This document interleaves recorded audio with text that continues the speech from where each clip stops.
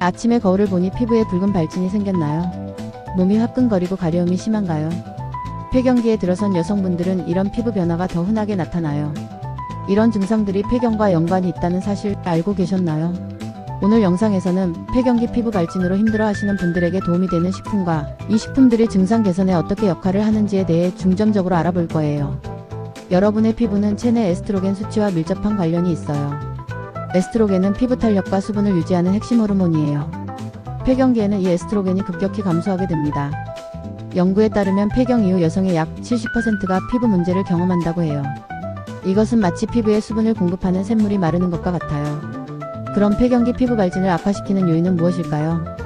에스트로겐 감소로 인한 피부 건조가 가장 큰 원인이에요. 건조한 피부는 외부 자극에 더 취약해지죠. 또한 면역 반응 변화로 인해 피부 민감성이 높아지고요. 50대 이상에서는 추가로 이런 요인들도 영향을 미쳐요. 자외선 노출 누적 효과와 콜라겐 생성 감소도 피부 발진을 악화시킬 수 있어요. 스트레스 호르몬 증가도 피부 염증을 더 심하게 만들 수 있답니다. 이제 폐경기 피부 발진에 도움이 되는 음식과 어떤 효과가 있는지, 그리고 어떻게 섭취하면 좋을지 알아볼게요. 첫째, 아마시에 함유된 식물성 에스트로겐은 체내 에스트로겐 감소를 보완하는 데 도움이 됩니다.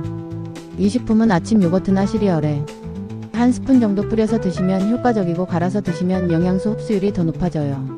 하루에 한두 스푼 정도가 적당하며 과다 섭취 시 소화 불편을 일으킬 수 있으니 주의하세요.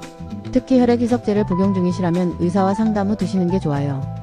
둘째, 연어에 들어있는 오메가3 지방산은 피부 염증을 줄이고 수분 장벽을 강화하는 효과가 있어요.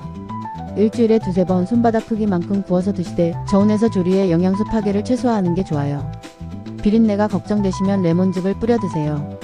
연어는 비타민 D도 풍부해서 뼈 건강에도 도움이 된답니다. 셋째, 녹차에 함유된 카테킨과 폴리페놀은 강력한 항산화 작용으로 피부 염증을 줄여줘요. 하루 두세 잔 정도가 적당하며 너무 뜨겁지 않게 식혀서 드시는 게 좋아요. 녹차는 식사 사이에 마시는 것이 카페인 흡수를 줄이고 폴리페놀 흡수를 높여줍니다. 침출 시간은 3분에서 5분이 가장 효과적이에요. 이런 식습관 변화로 피부 상태가 개선된 사례가 많아요. 60대 박정숙님은 아마시와 연어를 꾸준히 섭취한 후 3개월 만에 피부 발진이 70% 감소했다고 해요. 연구에 따르면 식물성 에스트로겐을 규칙적으로 섭취한 여성들의 80%가 피부 건조함과 가려움증 개선을 경험했답니다. 변화는 60대 심지어 70대에도 가능합니다. 꼭 기억하세요. 폐경기 피부 발진은 단순한 나이 탓이 아니라 관리 가능한 증상이에요.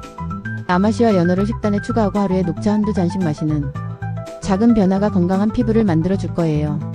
오늘도 여러분의 건강한 생활을 응원하는 나의 약사였습니다. 질문은 고정 댓글 통해서 남겨주세요. 감사합니다.